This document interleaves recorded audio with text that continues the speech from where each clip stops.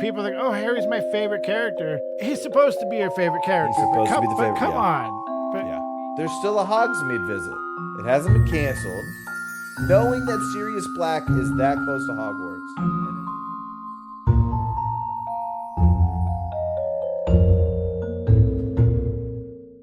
Andrew, man, we just finished Christmas. We just finished New Year's. Happy New Year's, everybody. Happy New Year, everyone. Yeah. We got Dobby Claus behind me, the tree up behind me for one last recording. How was your Christmas, man? How was your New Year's? How was everything? It was all good. Christmas was great. The kids had a blast. And then, as many of you know, I think I've mentioned it before, my wife and my 3 kids, they all have December birthdays. So we do insane. Christmas. 3 days later, my youngest daughter turned 5. And then New Year's Eve, my son turned 11. So we just... That's a busy month. We party. We have a good time. We have a good time. It's never a dull moment. We have a good time. That's crazy. Yeah, man. How about you? How was Christmas? How was New Year? It's pretty good, man. Christmas, we had family down, or not down, but we had family come over. We had, one friend come over, and I think Christmas Eve I baked 120 cookies. What's up? Yeah, I don't know how to bake, man. I can't bake. But when it comes to cookies, I gotta ask. What's your favorite cookie? Chocolate chip. Like just straight up homemade traditional chocolate chip. Chocolate chip, or maybe something with peanut butter, but she's allergic to peanut butter, so that's a no-go. Okay. Raisin cookies are actually pretty good. That's disgusting. Those aren't cookies. So let me ask this. Sugar cookies. She's like, I can't find sugar cookies. I was like, cool. Those taste like crap. Sugar cookies are great. My favorite is a snickerdoodle. Oh. Which is basically just a cinnamon sugar cookie. Let me ask this, almost even more important.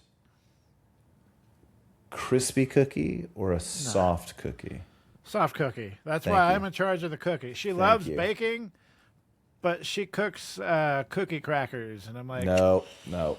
That's a red flag, Jeremiah. Blink twice if you need help out of that relationship. Like, if it says 7 to 10 minutes, once the timer goes off after 7 minutes, I don't give a crap what they look like. You pull them out, put them on top of the stove, they will come out perfect. If I'm after a 10 minutes, kind of guy.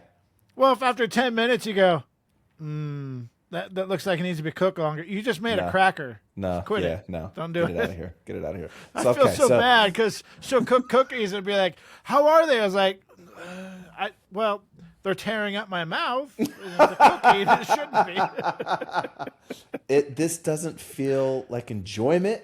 It feels like a punishment of sorts. It feels like a test. That's what this feels like. Yes, I love you, but I don't know. I don't know what I'm supposed to do in this situation, so I'm just gonna I'm just gonna eat crunching along. How was your New Year's? Do you guys stay up till? You said you went somewhere, right? Yeah. So my you're the always theater, traveling. No, I didn't go anywhere for New Year's. I was going to go down to Georgia. Oh, that's right. Yeah, I was going to go down to Georgia, and we changed our mind on that just to get some equipment down there. But today I went down to South Carolina and did pick up some equipment. So, yeah, 2026 is going to be a huge year for our family. Just a huge year. We're super excited. Okay. We got a lot going on. So that brings me to.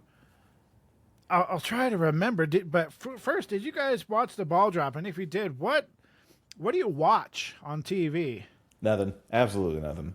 Really? That does nothing for us. Yeah, I don't prefer it either. Yeah. We also don't have cable, so it's kind of hard finding something to watch. But we do watch the New York stuff. So about 10 o'clock, the ball drops. 10 o'clock Okay, sure. Time. Yeah.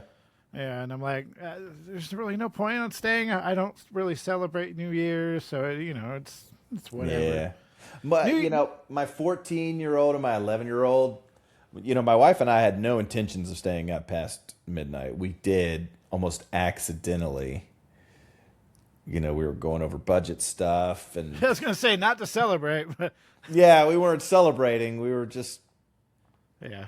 life, Okay, so we did talk one episode about New Year's resolution. Have you hammered that down?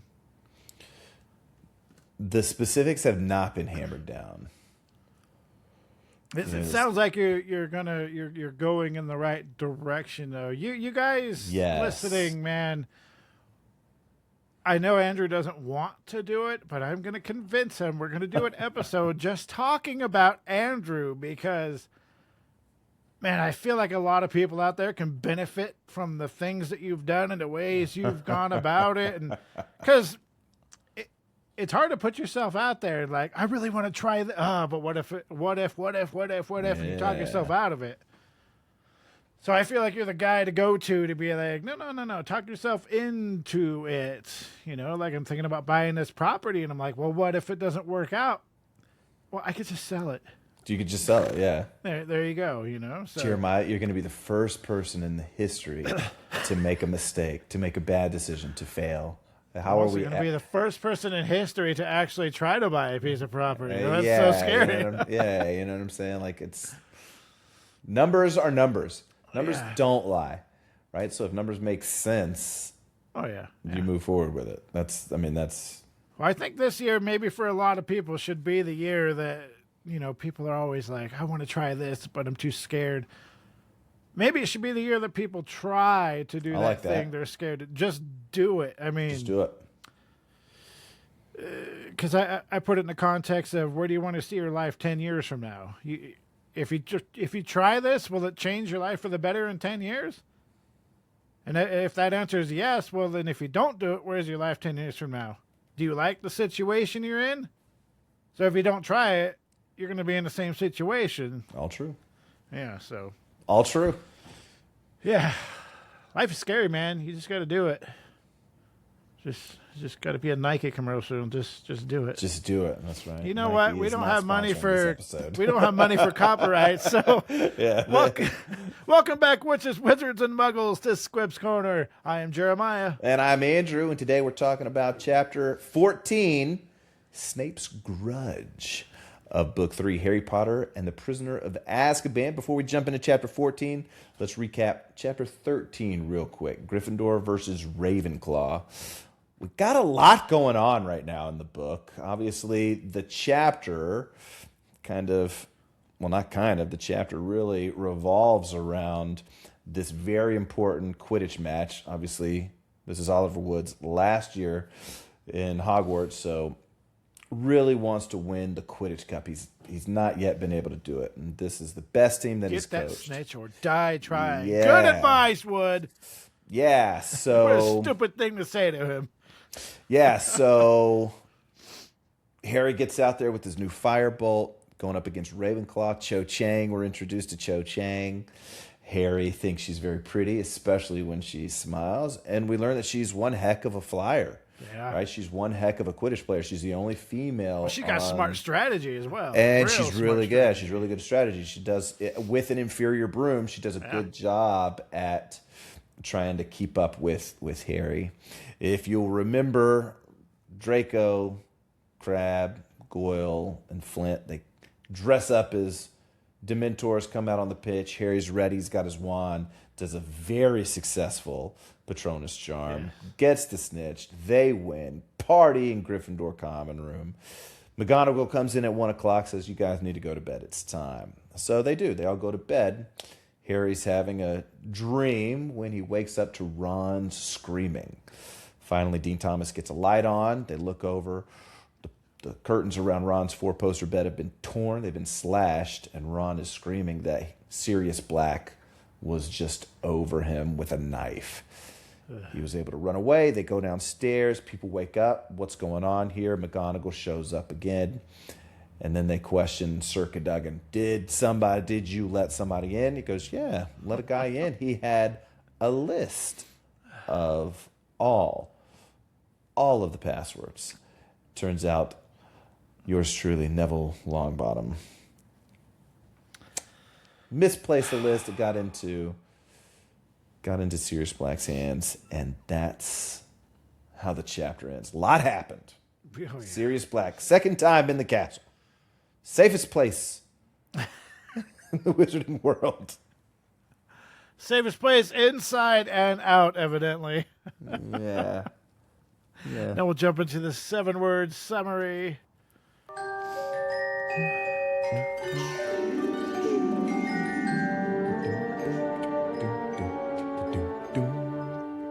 So my 7-word summary, it seemed a little obvious to me. Harry is called out for being inconsiderate, which I feel like he is a lot, and definitely lately, very inconsiderate. Yeah. Yeah. No, I could. Yeah, agreed. Yeah. Agreed. Mine was happiness can be found whilst breaking rules. Add that to the list of themes for Harry Potter. Harry. In the 7-chapter notables, I had a hard time coming up with the notables for this chapter. Well, this chapter is all over the place. It is all over the place. All over the place. It's almost a chapter that didn't necessarily need to be a chapter, but we're getting ahead of ourselves. We're getting to that. Yeah. So I went with these. Ron is more popular than Harry right now. And like McDonald's, badabababa, I'm not going to finish that sentence Nike because, and again, McDonald's we cannot pay in for the one rest episode. of that. Number 2, Buckbeak's trial. Number 3, Hogsmeade. This time, Harry remembered something. Number 4, Ron's dreamhouse, the Shrieking Shack. Number 5, the Discarded Invisibility cloak. Yeah. Number 6, you're just like your father. Number 7, does Snape know something? And as always, we'll start it out with the first paragraph. No one in Gryffindor Tower slept that night. They knew the castle was being searched again, and the whole house stayed awake in the common room, waiting to hear whether Black had been caught. Professor McGonagall came back down to tell him, nope, he had escaped again, because, like we keep saying, safest place with 0 security. For now. You're telling me not one of the portraits saw anything. You know, here's the thing. We've got to give the edge to Sirius Black, right? He lived in the castle for 7 years. Yeah, that's right? true. He lived in this castle for 7 years. And so he has an edge. It's not like he's sneaking into an unknown place. There's no wards on the doors. Like, aren't the doors well, if he's a wizard. But nobody's seeing a door open? Nobody's hearing a door open? I mean... I don't want to give away too much information, right? Well, yeah, but you would think a castle full of students, the doors wouldn't just easily be able to be opened at night. Right, yeah. I mean, it's 1 a.m. in the morning. The party's still going on, so you assume the other 3 houses are asleep. But yeah. Especially right now with everything going on. Sirius Black, all the Dementors, and we're really just locking the door. That's it. That's the protection for all these students. A little more, baby. So, a lot of changes happened very quickly, and to be quite honest, they should have happened a lot sooner than this. And, okay, I don't know the answer for this, but I'm going to quiz you anyway. You don't know the answer to this, but I'll know if you're right, though. You'll know. Okay, so somebody was showing a picture of somebody to something. Who was showing the picture, and what were they showing it to?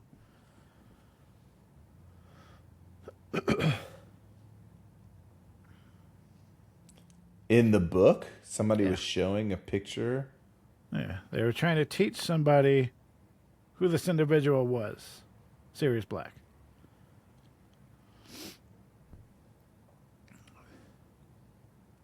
I have none. I believe it's Professor Flitwick was teaching the doors how to recognize Sirius Black. And here we go. And the fact check. And we're fact checking. And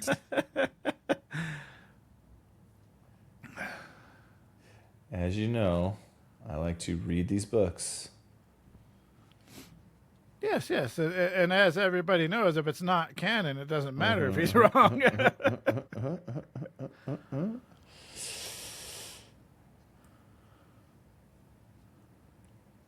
Throughout the day, everywhere they went, they saw signs of tighter security. Professor Flitwick could be seen teaching the front doors to recognize a large picture of Sirius Black. Boom. Beautiful. Boom. Asked you a question I didn't have the context for and figured it out as I went. I love it. I love it. And Filch was boarding up the doors and mouse holes as if that would help in any way. Yeah. Like you say, a full castle of fully grown wizards and witches, and they're just giving him busy work. I mean, we do know he's a squib at this point, but Poor guy. would that be insulting? Would that be insulting to you? That you got Dumbledore right there, and he's not teaching you how to do any magic? Greatest wizard of all time. He's like, hey, you hang that board up, Filch. That's true. You cover that mouse hole. Yeah. All of them. All of them, Filch. I wonder if Dumbledore just dislikes Filch. I never thought about that. Man, we gotta do a side quest on Filch. Side quest on Filch. And to nobody's surprise, Sir Cadogan had been fired, and the fat lady was back in her portrait, nervous but guarded. And you had mentioned before, if the fat lady was there this second attempt, Sirius Black probably wouldn't have got in. I mean, there's way she could have just said no. She could have. We assume because and if the fat lady were there, she's not changing the password twice a day, so there's no need for the list. So the list would have never existed in the first place. But it's Sir Cadogan's bad to give a student or allow a student to write down the passwords. And why would you have 20 of them at the ready? Here's the passwords I'm going to use. Make sure you write them down. Guy. He's a nice guy. Yeah, sure.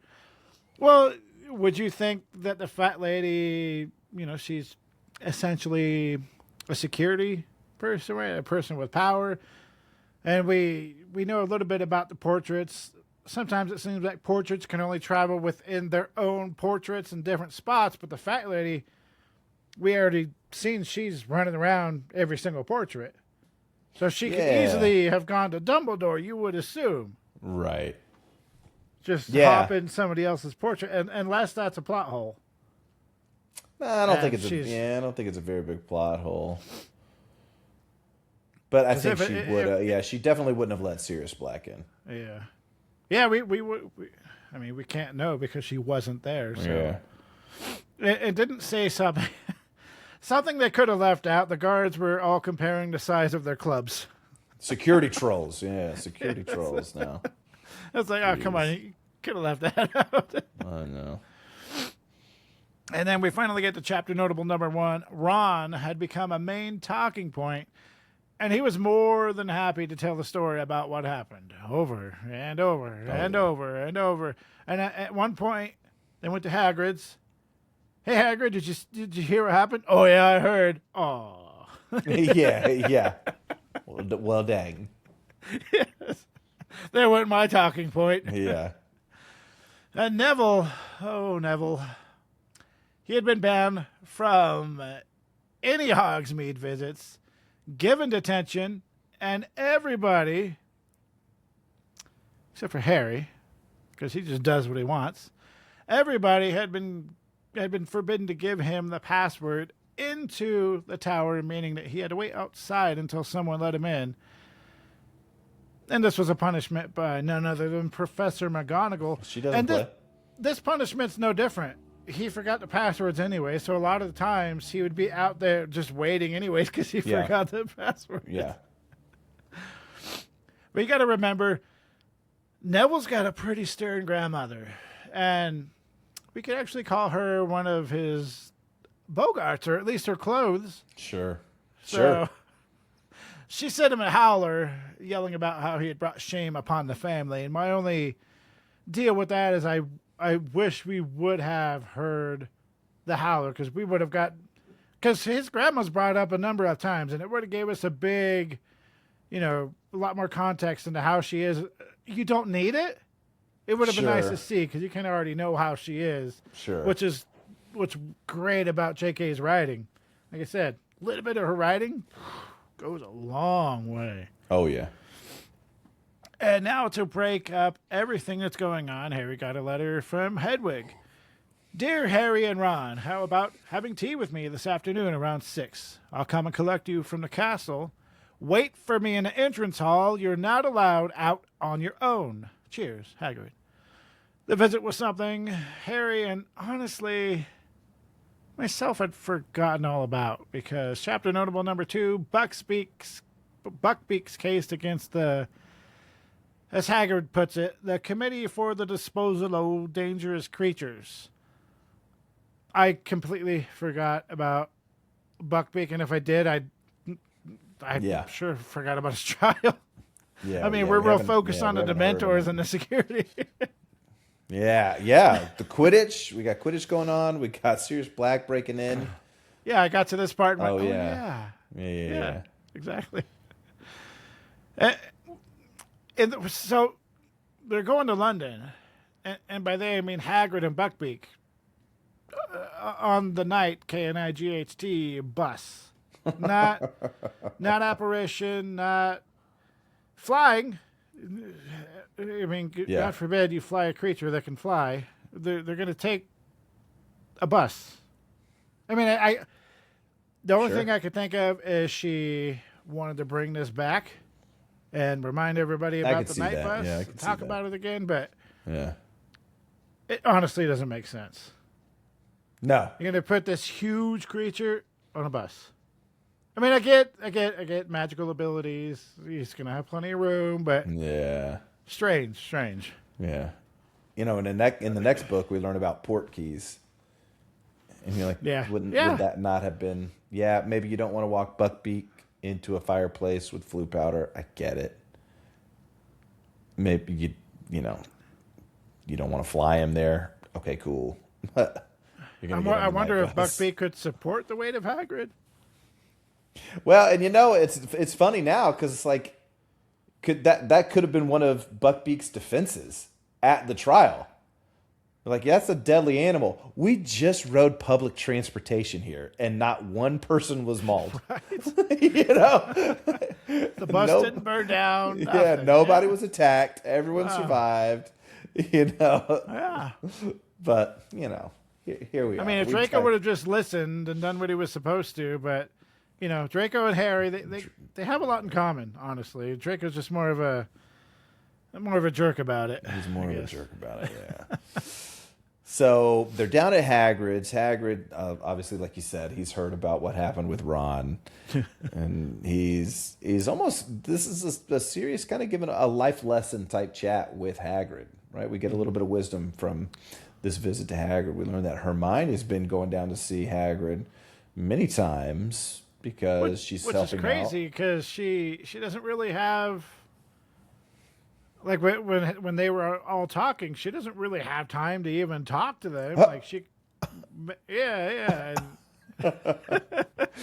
but she's got all this time to run down to Hagrid's. Right? Yeah. But they're ignoring her. She's Ron's ignoring her anyway. Yeah, it's true.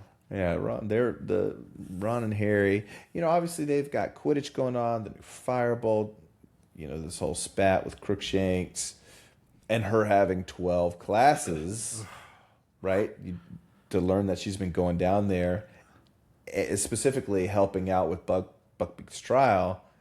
You're like, oh man, and Hagrid does. He kind of gives him a little bit of guilt trip because Ron's like, well, if she'd apologize for Crookshanks, and Hagrid's like, he's a cat, Scabbers is a mouse.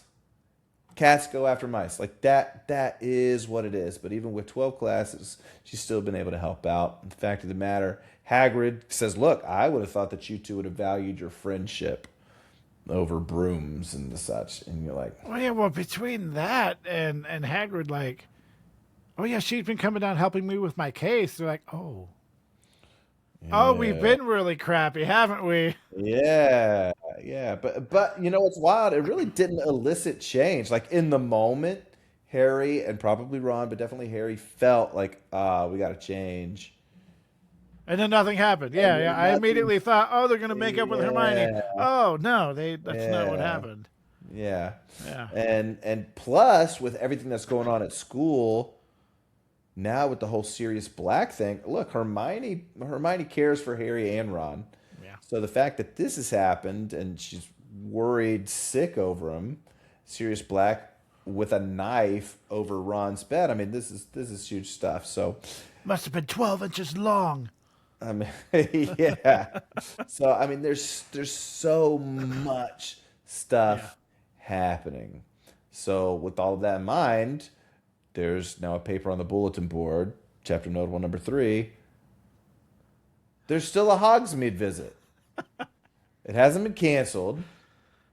Even knowing that Sirius Black is that close to Hogwarts and has broken in twice, they're still like, yeah, everybody. Maybe it's because they're like, it's just Harry. As long as Harry doesn't go, everybody else is fine because he hasn't done anything. Yeah. Everybody go to Hogsmeade. Harry, you stay here where Sirius Black is broken into twice. Pay no mind to all the teachers that are at Hogsmeade with the students. Don't worry like last year when they're all outside for the Quidditch match, and Professor McGonagall cancels it because there's been attack in the castle. And she's like, everyone back in the castle. And you're like, what? But that's where Slytherin's monster is. There's danger inside the castle. Yeah. Everybody get back inside. Yeah, why would you want us to do that? So it's like saying, my house just blew up. I need to get back in there as soon as I can. Yeah. So you've got the Hogsmeade visit, and Ron and Harry are conspiring. Ron's like, bro, last time you went, you really didn't get to see much of the castle at all, or much of Hogsmeade at all. You've got to go. And then Hermione's there. She's listening to it. And you'd think with everything going on, after everything that happened at Hagrid's, Harry and Ron would try to make some sort of amends with Hermione. Well, didn't Harry spend 2 weeks in Hogsmeade? Or was it... It was Diagon Alley. But wouldn't you have access to Hogsmeade? Well, I wonder how close Fudge told him to just stay in Diagon Alley. So whether or not he had access to Hogsmeade. Yeah, that's true. Yeah, no, I don't know. Yeah, if Fudge told him not to go over there, then okay, that makes sense then. So now we hear Hermione. Harry, if you go to Hogsmeade again, I'll tell Professor McGonagall about that map. Can you hear someone talking, Harry? Ron, how could you just let him go with you after what Sirius Black nearly did to you? I mean it. I'll tell. So now you're trying to get Harry expelled. Haven't you done enough damage this year? And as soon as Hermione this is right after we thought they were going to go make up with You'd her. think, yeah, immediately you're like, they've got to reconcile somehow. No. Like the fact that Ron was like, can you hear someone talking, Harry? And I'm like, whoa. Dang. And Harry, remember at the beginning, Harry was not taking sides. But now it looks very much like Harry has taken sides. Well, here's the question.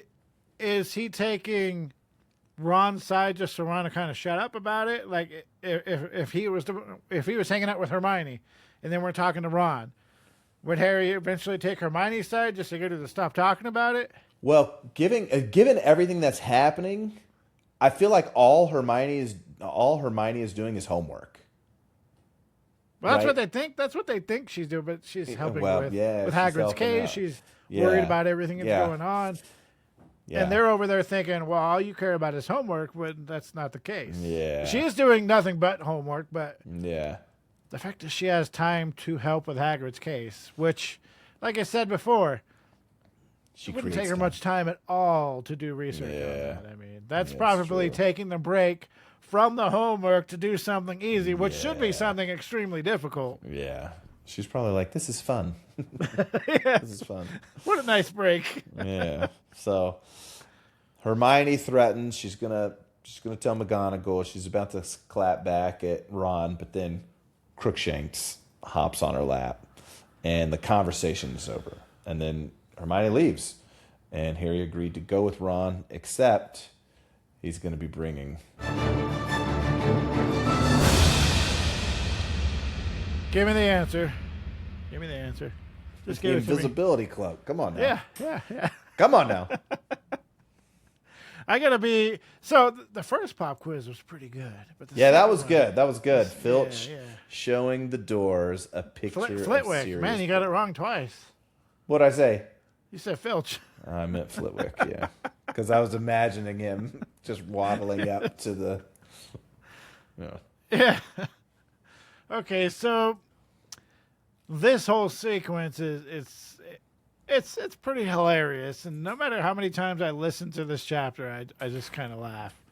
So Harry grabs the Marauder's map, the invisibility cloak, and heads to the One-Eye Witch with the secret patches to Hogsmeade, and he says Descendium, and starts putting everything in, shoving it in the hole, because I guess there's like a drop. So I guess it would be kind of hard to hold everything and then. Well, because they're up. I think the statue's on the 3rd floor. Yeah. Right, so there would have to be a drop. Yeah. I mean, Descendium. Yeah. Is descending, right? So I mean, yeah. So, who comes around the corner at this point? Draco Malfoy. Well, where are you off to, Potter? I'm just kidding. It's Neville. I was like, golly, I know I didn't get the Flitwick thing, but I did not think Draco came around the corner at this point. No, it's Neville, and this is great. Harry, I forgot you weren't going to Hogsmeade either. Hi, Neville. What are you up to? Nothing. Want a game of Exploding Snap? Not now. I was going to go to the library and do the vampire essay for Lupin. I'll come with you. I haven't done it either. Oh, hang on. I forgot. I finished it last night. Great. You can help me. I don't understand that thing about the garlic at all. Do they have to eat it or... Yeah, Neville? That's a bold assumption from Neville. But like, hey, this is your day off. You can help me with my homework because... That's what somebody wants to do on their own. Yeah, I want to help you with your homework. No. Hermione. But it's Harry, not Hermione. So great idea, wrong person. Yeah, so they're standing there in this corridor. Harry trying to figure out how to get away from Neville so that he can go to Hogsmeade. Neville trying to figure out how he can get Harry to help him with his homework. And then the last person you want to shows up. Severus Snape shows up. And obviously he's suspicious. Harry's there. So he's like, odd place for you two to meet up. And then Harry's like, we didn't meet here. We just met here. You know what I'm saying? So it's like, So he tells him to go back to Gryffindor Tower. And Snape's looking around. He's looking around the corridor like, why would we be here? Why would they be here? And he looks at the the statue. Snape's looking at the statue. And he's feeling the statue like something's got to be up with this. Almost like maybe he knows something. Yeah. Maybe he knows. And so they head back to Gryffindor Tower. They get in. Obviously, Harry knows the password. Neville jumps in. And then Harry's like, well, actually, the book says Harry gave Neville the password, which he's not supposed to be doing. No, he's not supposed to do that. Yeah, so he just does whatever he wants. And Neville is probably excited that somebody gave him the password. You would do whatever it took to get to Honeydukes as well, Jeremiah. You know what? You would do it. I'm not going to go back to the one-eyed witch statue 30 minutes later and be like, cool. No, I'm I going to think go to I would. Hogsmeade anyways. I think I would. I think I would call. No. Yeah. No. I might go get my stuff. Yeah, I probably would get my stuff, but then go get back to the common room as quick as I can. Yeah. Snape being suspicious is enough for me to be like, no, I'm done. I'm done. Yeah. I would definitely get my stuff though. But Harry, he shakes off Neville and he immediately goes back to the One-Eyed Witch. So he goes there. He has the Marauders map. Yeah, that's true. Right? He has the Marauders map. So obviously he's, not doing this blind. But remember, kids, he has the Marauders map. And in the tunnel, he has an invisibility cloak. And Harry's so smart, he's going to use both of those tools to his advantage to get ahead in life. I was going to say, yeah, he has those things, but how well does he use either one? We call that foreshadowing. You don't say.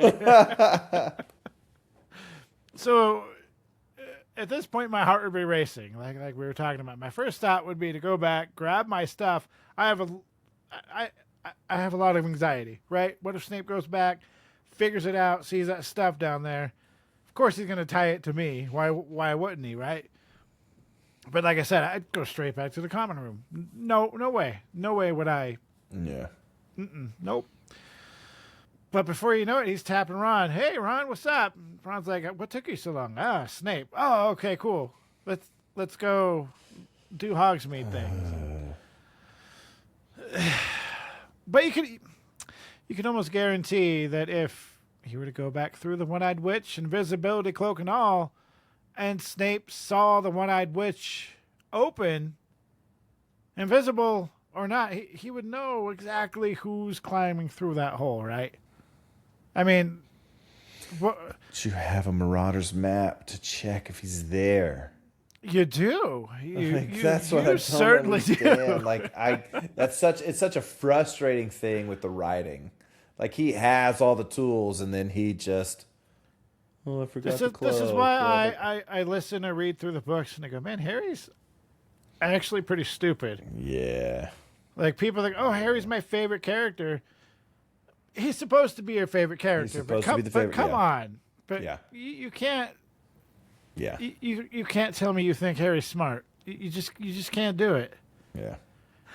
Yeah. Anyways, so they're going around Hogsmeade and they get to the Shrieking Shack and they're not in it. I think it's pretty close to the Three Broomsticks, and you can kind of see it from the distance. And Ron tells Harry that the Shrieking Shack is the most haunted dwelling in Britain, and that even the ghosts try to avoid it. Nearly had no sense to me. Well, okay, so they're ghosts. They can't die, but I would assume ghosts would still have all the same feelings, right? Anxiety, being scared. Just because they can't die, I mean, Nearly Headless Nick has been dead for 500 years. Yeah, and he's a very sensitive individual. You've got to be able to get it's so haunted over there. What? Okay. Well, yeah, well, we also get into later why nobody can get into the Shrieking Shack. They see the entrance is sealed, and right. Not even the Weasley twins could get in it. So, and then Malfoy shows up with Crabbe and Goyle, and Harry and Ron hear Malfoy talking about how Draco Malfoy's father is going to the hearing of Buckbeak on Draco's behalf, talking about how he couldn't use his arm for 3 months. Talk about dragging something out. Mm-hmm. Chapter notable number 4, Draco notices Ron looking at the Shrieking Shack and starts to make fun of how Ron is probably dreaming about the Shrieking Shack being his dream house. I mean, it's a good burn. It's a good burn. You got to give it to him. It is. He's had a lot of weak ones. Yeah. This one was pretty good. It's a good one. So Harry decides to have a little fun, which I'm under the invisibility cloak. No one can see me. I get it. Well, we'll get into that. But yeah, I get it. Yeah. I get it. I mean, if I'm going to start throwing mud at Draco and them. Like, it's a bold move. It's a bold move. I guess. Cotton. Let's see how it plays off. That's a bold move, Cotton. Let's see if it pays off for him. So yeah, Harry decides to start throwing mud. First, he throws it at Malfoy. Then he throws it at Crabbe. He's picking up sticks and stuff, and he's throwing. Yeah, like he's going pell-mell on these guys, and then he gets Crabbe. Crabbe's going down. Gets the hem of Harry's invisibility cloak, pulls it off his head. So his head is now exposed, and Draco is looking right at him. They stare at each other. I want to hear your Jim Dale version of Draco's reaction. It's a great reaction he does. I don't know. I didn't listen to this chapter. I think he's just going, ah! Yeah, Jim. He starts really quiet and then go, that's how they'll do those. It's a good reaction, but at the same time, I'm like, would he really react like that? Yeah. I mean, because you got to realize Draco's been raised in the magical world, right? So I think, seeing odd things has to be somewhat of a regularity for somebody that's raised in the wizarding world. I don't know, but so Draco yells and immediately bolts it, and Harry's like, "Crap! I have to do the same thing." So Draco, he runs straight to the castle. Well, you also got to think too, like how did Harry?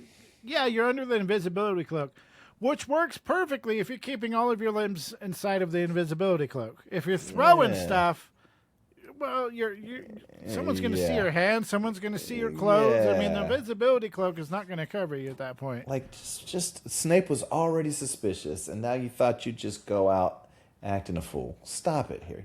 Stop it, Harry. To like I said, perfect opportunity. But at the same time, you gotta remember who you're messing with, and if something goes astray, you know what's gonna happen. You know it. Yeah. So Harry makes his way over to Honeydukes, makes his way into the tunnel, makes his way back to the castle, and then Harry's smart side appears once more. Chapter notable number 5. While in the tunnel, remember, he's got the invisibility cloak and the Marauder's map. Mm-hmm. 2 great tools to what could go wrong if you're trying to be incognito. Yeah, perfect. So he takes off the cloak. He leaves it because it would have, quote, "It was too much of a giveaway in case Malfoy had tipped off a teacher. But you would have been invisible." You would have been invisible. Could have snuck in invisibly back to your common room, unseen by anyone, and you would have been completely fine. But Harry, being invisible is a giveaway. It makes no sense. Like, it really does. It's frustratingly obvious that it was like nobody. He would have taken out the map, seen where everybody was. It's clear. The coast is clear. And even for Snape, it doesn't make sense. Snape checked out, watched them go back to the common room, and then he leaves, and now he runs back to the statue. Like, it all is just... Yeah, Snape could have gone back to the common room had Harry kept on that cloak, and Harry would have been like, "Why are you here, Snape?" Yeah, what are you doing? But no, it's a dead giveaway. It's a dead giveaway being invisible. Sure. So Snape gets there. Harry is standing there outside of the same statue in the same place that he caught him earlier, looking like he had just run for his life. And now he's like, "Look, straight back to my office. Let's go. So Harry, obviously his hands are muddy, so Harry's got his hands in his pockets. He's trying to wipe off his muddy hands inside of his pockets, trying to make it so that Snape doesn't see it, right? Yeah. So they're sitting in the office, and Snape's bringing up, like, "Oh, what did I just Mr. Malfoy says that he saw your head in Hogsmeade. Really? Really? That's crazy. He should go get that checked out.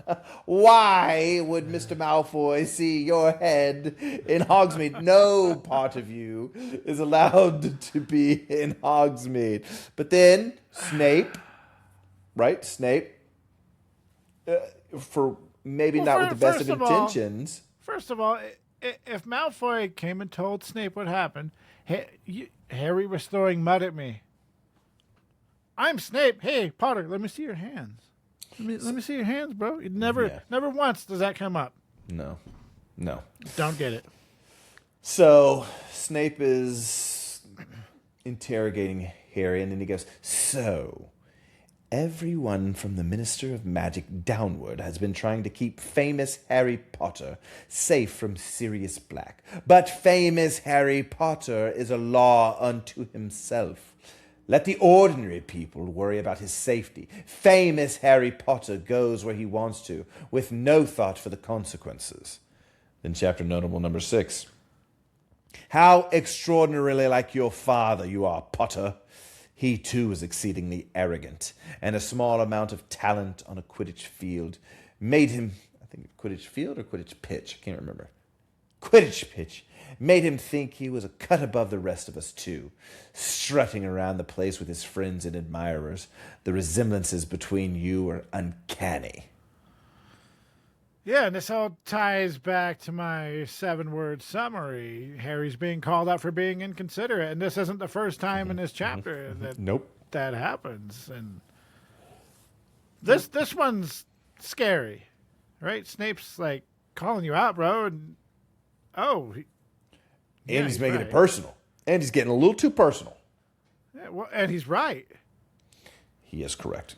But the second time he gets called out, it's a little less scary and a little more heartbreaking. So they're arguing back and forth because somehow this conversation turned into a let's talk crap about Harry Potter's dad. And Harry was at a boiling point and yelled at Snape, "Shut up! Ooh. Shut up about my dad." Ooh. So my question is, Andrew, you're Harry. Snape is in front of you. You got the balls to tell Snape to shut up? Absolutely. I don't know. Absolutely. You know, back in my day, I didn't want to make anybody mad. I didn't want to make anybody upset. I didn't want to step on anybody's toes. Yeah. I probably wouldn't have said anything, but now it was about. He made it personal, though. Yeah. If he wouldn't have made it personal, I don't think it happens. Yeah. He sits there. Yeah, you're right. Yeah, the minister's trying to keep me safe. Everyone's trying to keep me safe. I acted inappropriately. Yeah, I get it. Now, your father. Yeah. You're just like your father. He's an arrogant and all this stuff. It's like, whoa. Yeah. It was about 7 years ago when I finally went like, you know what? I'm going to, like, just something just, I don't care. I'm going to call you out because, if I need to call you out, you're going to get called out. If you get mad, I don't care. Sure. Right? So, yeah. So, me right now, I would have told him to shut up. Me back then, I would have been like, oh, no, he's really mad at me. Oh, I'd have been all over it. No, that's not good. So, Harry, he's talking to Snape. He brought up that Dumbledore had told him that James saved Snape's life and that Snape wouldn't be here if it wasn't for his dad. Well, you can either believe this or not, but Snape said the reason James even saved his life was because him and his friends were playing a joke on Snape that would have killed him if James hadn't got cold feet. So, he what does he say? I don't want you to go through your life thinking, this wrong idea about your father, that he was this nice guy walking around doing good. Yeah. And then we get this famous, in my opinion, famous line from Snape. Turn out your pockets, Potter. And this is where I think, good idea, Harry took off the invisibility cloak and left it. Right? Because there's two things in his pocket right now. A bag from Zonko's and the Marauder's map. Imagine he pulls out the invisibility cloak. Holy crap. I mean, he could have also kept those things. Like, if you're gonna leave things in the statue, leave the evidence that you were in Hogsmeade.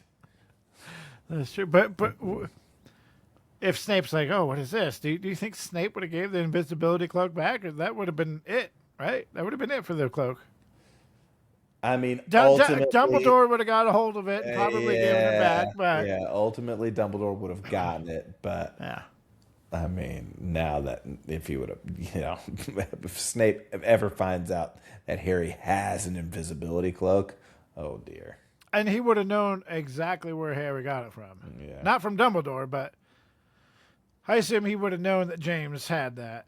So More than likely, yeah. Yeah. So seeing that Snape didn't, we assume he doesn't know what the Marauder's map was.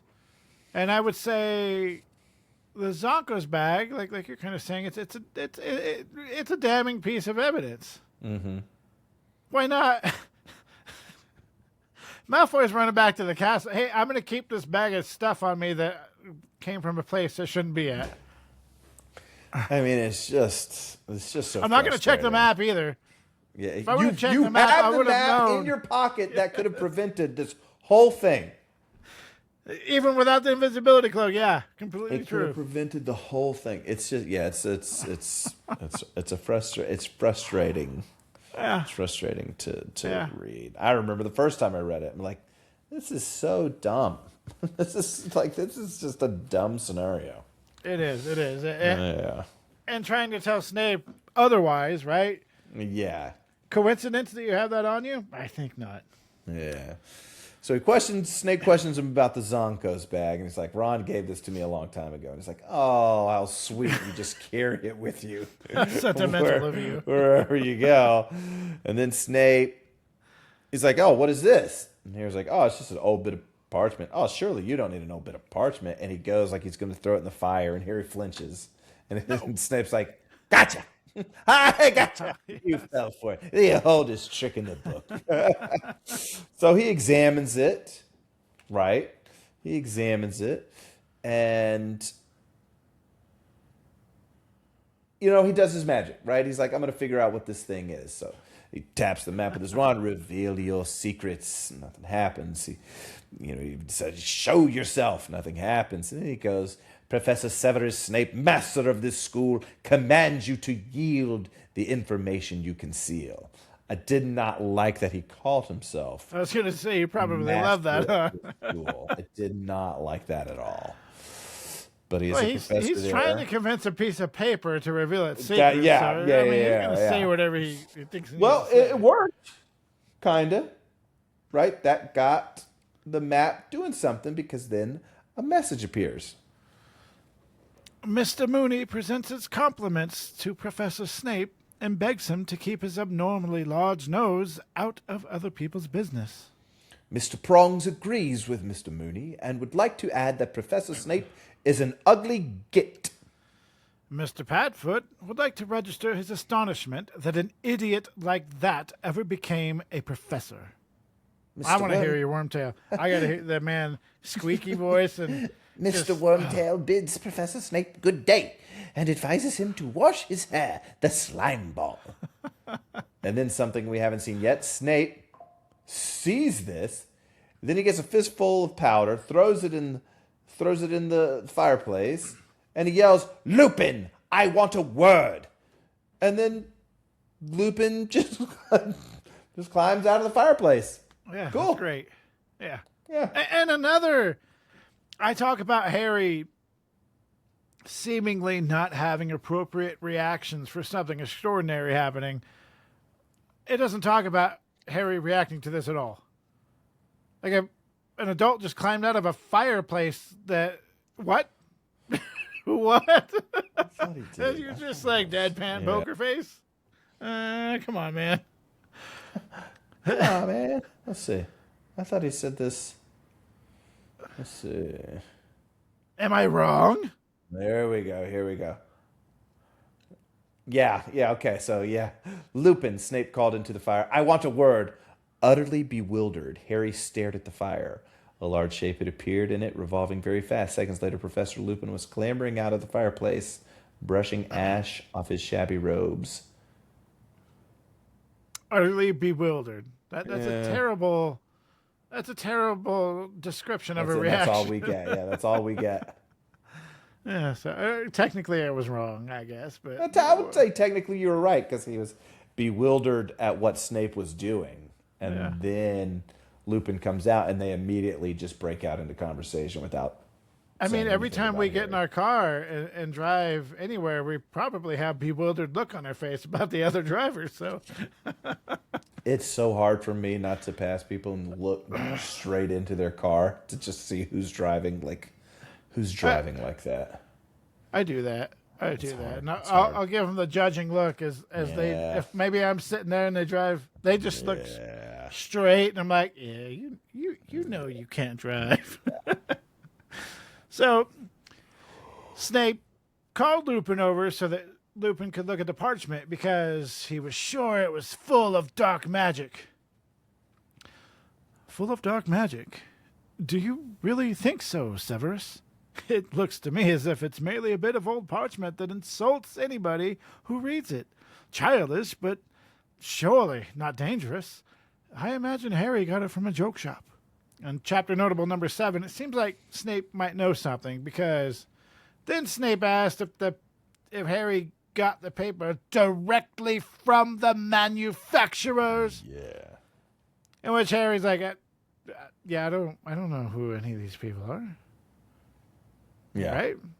Yeah. But this is a huge bit of information right here because it tells us it seems like Snape recognizes those names. Because why would he even talk about, like, oh, did he get it directly from the manufacturer? Like, why would that pop up if the names didn't sound familiar? Yeah. Yeah. Very weird that he asked it that way. And to Lupin's face. So, and just the kind of way he said it, his tone and everything, too. And oddly enough, instead of Snape keeping the parchment, he allowed Lupin to walk off with it so he could, quote unquote, inspect it. I thought that was weird, and I thought it was weird that Snape even called Snape. I mean, Lupin, yeah. Or yeah, Snape even called Lupin. But if he knew who those nicknames were, it makes sense that he called him. If he didn't know who those nicknames were, like Snape, like you wanted to be the defense against the dark arts professor. Yeah, it's almost like he's kind of condescending. Yeah, like the whole thing you is sure you can't figure this out? But and maybe like Snape's like, I think I kind of know what's going on. Let me see if Lupin's going to tell me. Right. Yeah, let me call him out and see what happens. But Ron he runs in. I gave those. I love Jim Dale's reading. Stuff we bought them ages ago. And Lupin, to his credit, he's like, oh, well, okay. Snape, if you don't have anything else, I need to talk to the two of them about the vampire essay. And then they walked away. And I bet Harry at that point was like, clutch, out, Lupin, I'm tight, bye. Yes, yeah. So I wriggled out of this one. Well, especially when, like, Lupin, I need a word. Oh, Yeah. oh, I'm safe. Yeah. So they go out, and Harry's like, sweet, this is great. But now it was Lupin, who is obviously a mentor to Harry. Yeah. And we know in previous conversations that Lupin knew his dad, Lupin knew his mom, Lupin knew Sirius. They were good friends. So it was Lupin's turn to be what Snape should have been, but Snape still holds this grudge. Yeah. Snape's grudge. That's what this chapter is titled, Snape's Grudge. Yes. Right? Snape has this grudge, and didn't handle it appropriately. So Didn't really handle it at all. handle it at all. Right? So Lupin knew what the map was, and he was disappointed that Harry didn't hand it in. And then he said, "Don't expect me to cover up for you again, Harry. I cannot make you take Sirius Black seriously. I would have thought that what you had heard when the Dementors drew near you would have had more of an effect on you. Your parents gave their lives to keep you alive, Harry. A very poor way to repay them, gambling their sacrifice for a bag of magic tricks." Yeah, that's bad. That's If a gut punch. Well, if Lupin only knew that Harry enjoyed hearing that stuff as well, like his mom screaming, like he's getting to hear. I wouldn't say enjoyed.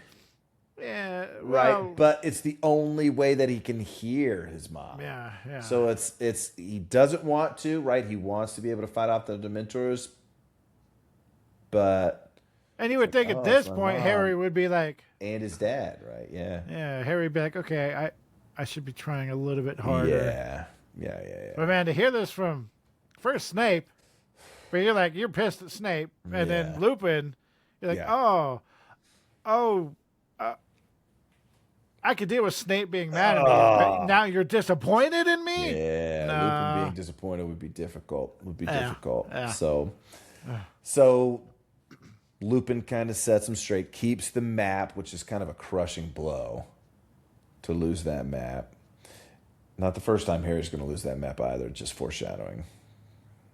Because he's an idiot. I'm glad I'm steering you in the right direction.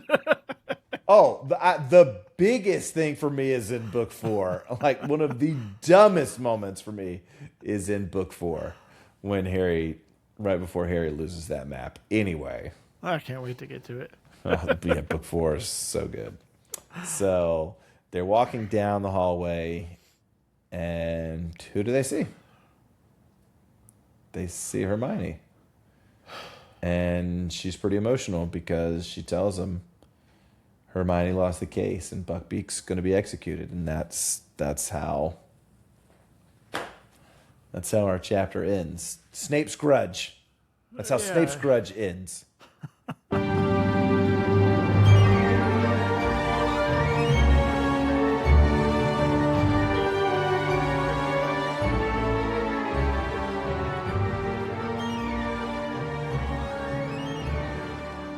So first and foremost, it's a recurring theme that something tragic happens and then the trio makes up. That's what gets them to make up. Sure. Sudden realization of, what the three of us have going on is stupid. Second, you had some very strong opinions on your likeness of this chapter. It was just everywhere. Like, you had to call it Snape's Grudge.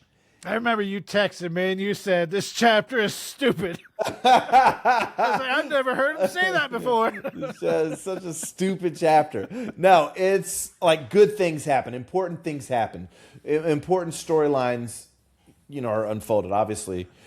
But we start, we're talking about the Sirius Black attack. Cool. Now we're at Hagrid's and we're talking about Hermione. Now we're at Hogsmeade. Now we're thinking about going to Hogsmeade and Snape stops us. But then he goes anyway. And now he gets caught because he was throwing mud. And then he gets back. Snape catches him anyway.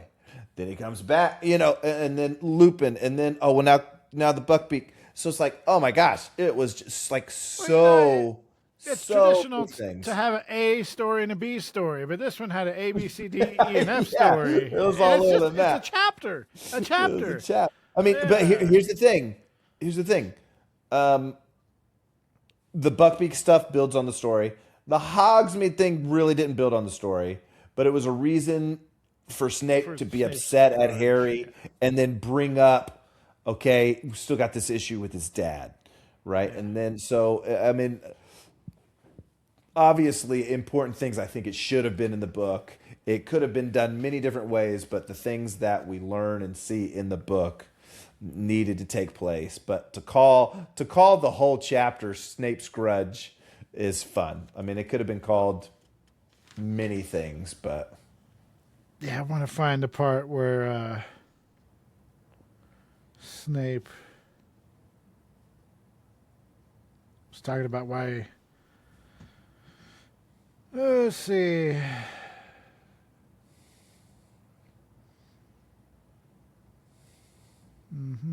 Oh, yeah. Yeah, so I got to go back and look this up because I just love how Snape just kind of cuts Harry off, right? And he's like, well, my father didn't strut. I don't strut. He saved your life. And it says, I would hate for you to run away with a false idea of your father, Potter. Yeah. Which that kind of that kind of frustrates me as well, because when Dumbledore and Harry were talking, and he's like, "Oh, he's upset with your dad because he saved his life. Your dad saved his life." It's like, "Oh man, there was something really cool about that." And then I think, maybe J.K. Rowling felt like she had to add on, like, there's got to be a reason for the beef. And in real life, there's enough reason, for, Severus liked Lily, James ended up with Lily. That's enough, right? Yeah. But then they make James and Sirius look like... Well, really what we learn is James is kind of a bully, and Snape is the taker of that, right? So... Well, it's interesting. Yes, right? I mean, we don't get a lot of Snape, really, so we do assume that Snape got bullied and he was just trying to, be a person. And he's got all this resentment, this build up, but we don't know much of what Snape did in his early days either. So, well, they know the reason that Lily stops hanging out with Severus is because he starts getting into the dark arts. He starts hanging out with the Death Eaters. That's what they call themselves, right? So that's kind of one of those. Were James and Sirius bullies, or did they not like Severus because he was into the dark arts?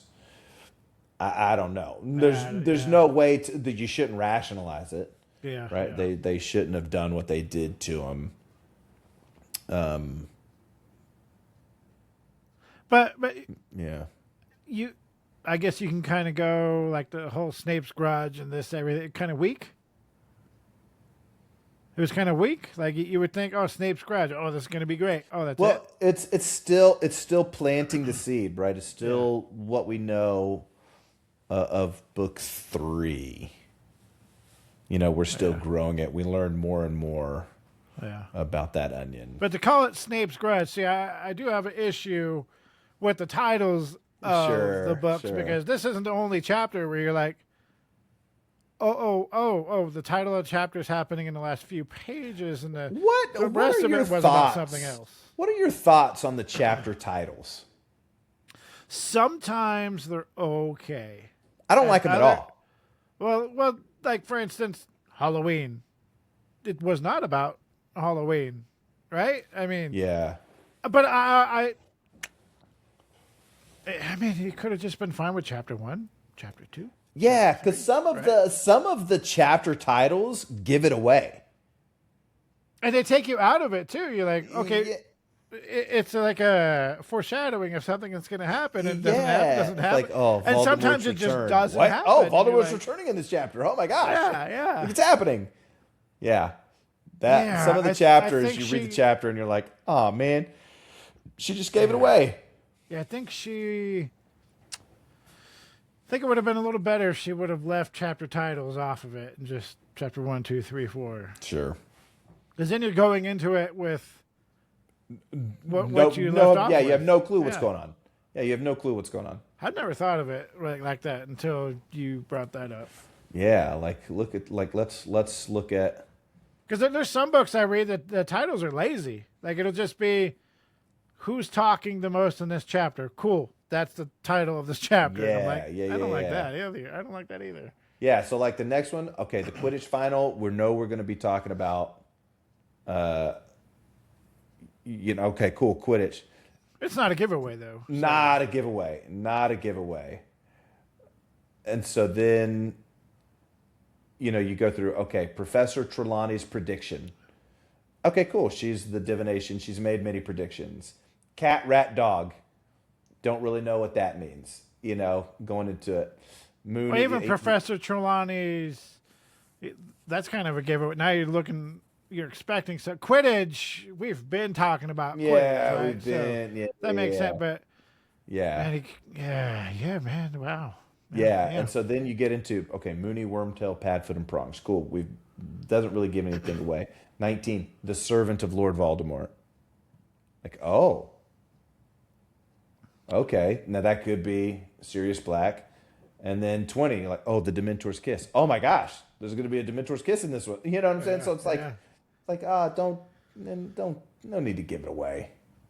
Oh, that's crazy. I never thought about that because I do voice when I have an issue with the title of the chapter, but man, to just completely leave, man, that would have been a lot better. Yeah. Huh. So, Mrs. Rowling, love her. Take some notes from us because we're masters at this, right? You keep doing what you do. Yes. Keep doing what you do. We love what you did. Thank you all for joining us and listening to us, whether it's on YouTube, Spotify, Apple, we're everywhere, man. And hopefully you guys have a great time. And if you haven't pressed that follow or subscribe button, then I don't even know what you're doing. I might have to perform a memory charm on you so you forget everything you listen to. Whoa. But if you did hit those buttons, then I think you should also do one more and share this with who? All of your Potter friends. Yeah, I'll let you keep your memories of what you listened to, if and only if you have done that, or I'll sick Snape on you. And I'll leave us with this: we've all got both light and dark inside of us. What matters is the part we choose to act on. That's who we really are. Squibs Corner is hosted by Jeremiah Lobot and co-host by Andrew Beecham. We would love to hear from you, so drop us a rate and review, to inquire about being a guest and for questions and comments, or to just give us your Harry Potter story. Email us at squibscorner@gmail.com. To watch Harry Potter merch unboxings, follow my YouTube, @KillPotterGuy. Lastly, you can leave us a voice memo and follow us on Instagram at Squibs Corner Podcast.